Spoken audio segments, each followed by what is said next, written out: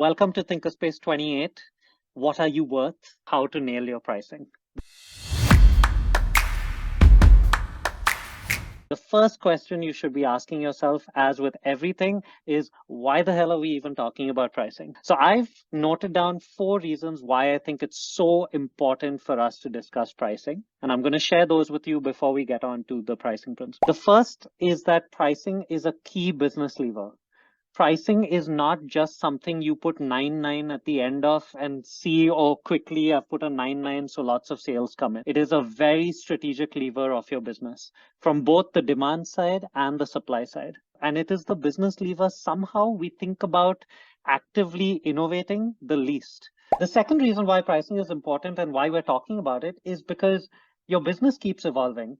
And so it is very weird for your business to be evolving when your pricing is not. The third reason why we're talking about pricing is because one of my favorite principles in business, which is called the pricing uncertainty principle.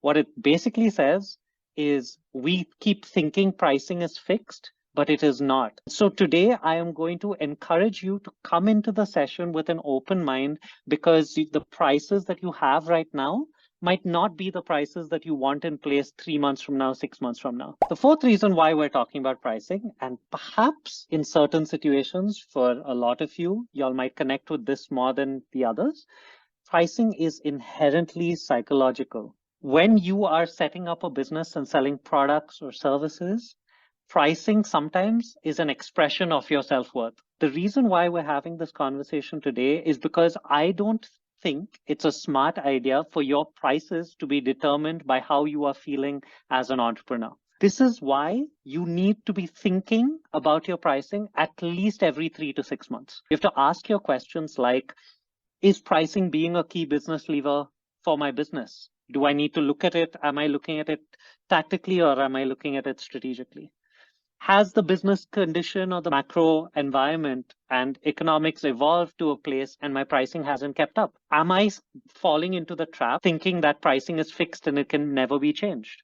And how am I feeling about myself as an entrepreneur? How am I feeling about my products and my services? Let's move to pricing principles. What I have done to try and simplify it and try and make it action oriented is I've brought it down to 5 pricing principles I think are absolutely key. Pricing principle number 1, your pricing needs to be coherent for your clients and your business. The foundation pieces are targeting, positioning, branding, and pricing. Make sure that your pricing is coherent and in line with your target audience, your positioning, and your branding.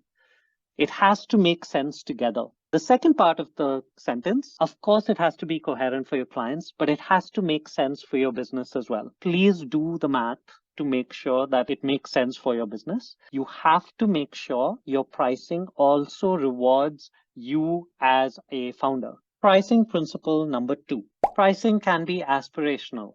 A thought experiment worth running is, what if I started with my price and worked backwards and asked myself, who is the target audience that would have that capacity to pay?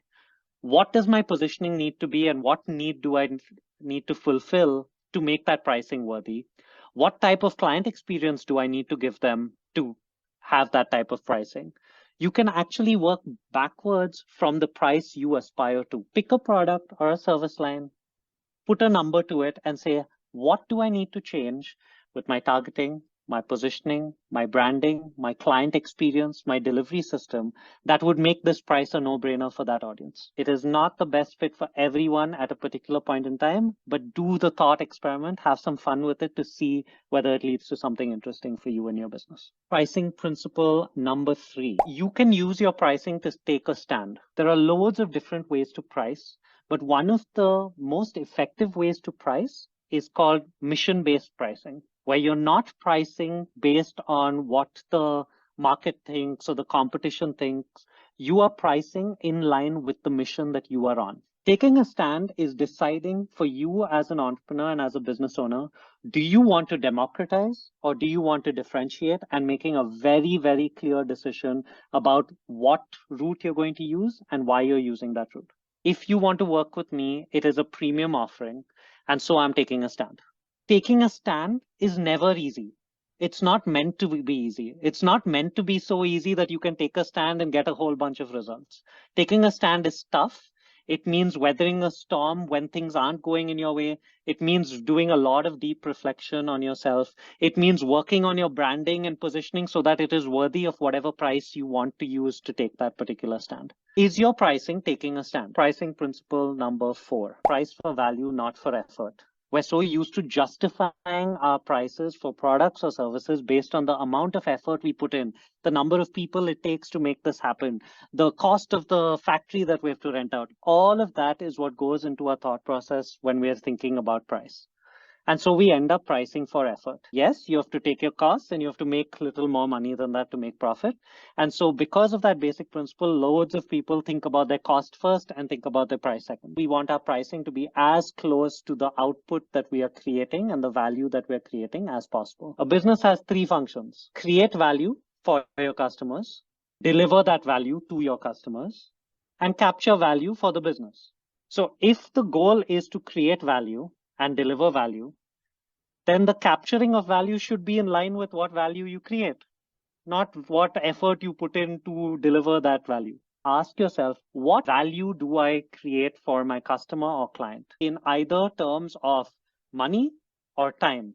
So a question to ask yourself right now is, what is your value metric? What value are you creating?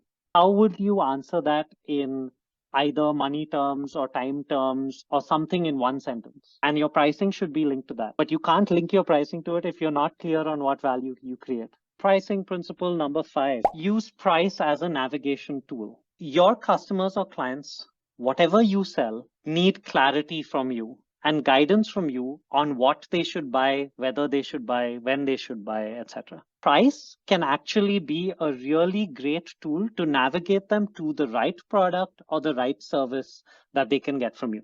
Rule of threes is using price as a navigation tool because you are helping the audience make a decision on what they should buy from you. So those are the 5 pricing principles. Okay, we'll do a quick recap.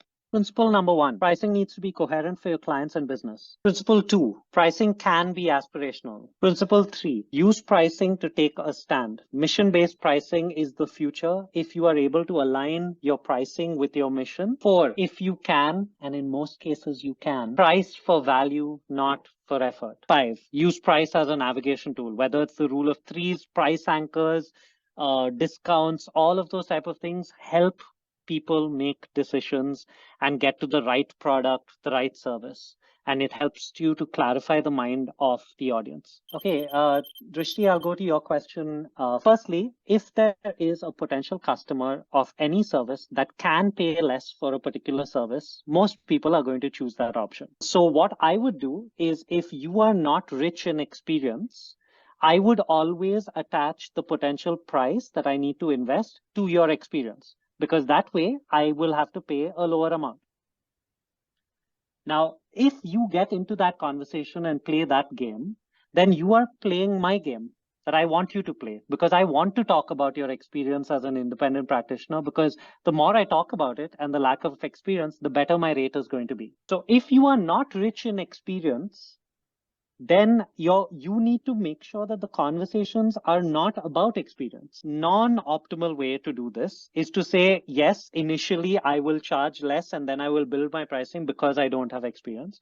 The far more effective way to do this is, no, my experience is not why you are paying me. You are paying me for something else. You are paying me for, I am just starting out, which is really exciting because it means I can give you the type of focused attention you deserve. You're paying me for attention. If yes, this is my price. So what I'm calling out there with a very tiny example is, play the game in which you are rich. Yeah. So Della, basically what you're calling out is, because a primary part of your model is customization.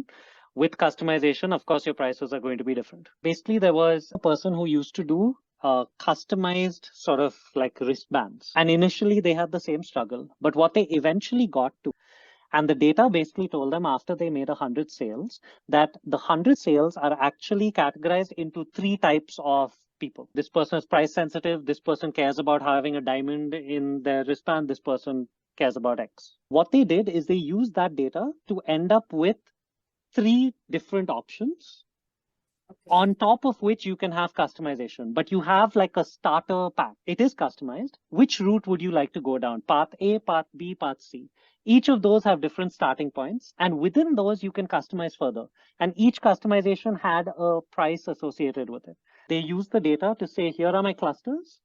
Base price for each of the clusters are different. And then there are customizations. But that way, it was easier for the client to process. If you are planning to raise your prices later, what I would urge you to do, and the question I would ask you is, what is missing in my positioning and my branding where I feel like I can't command this price already?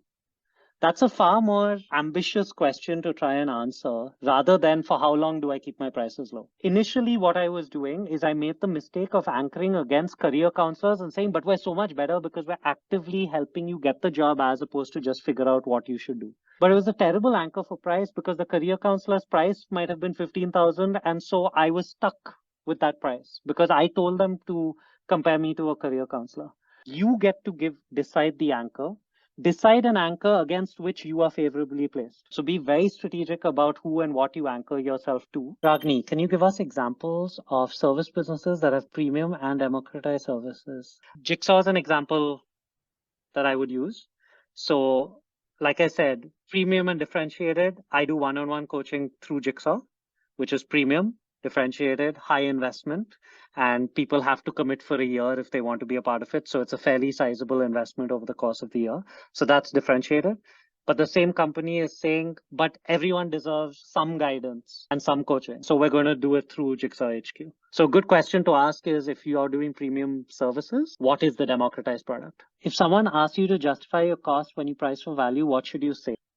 Here are all the clients who pay me this much.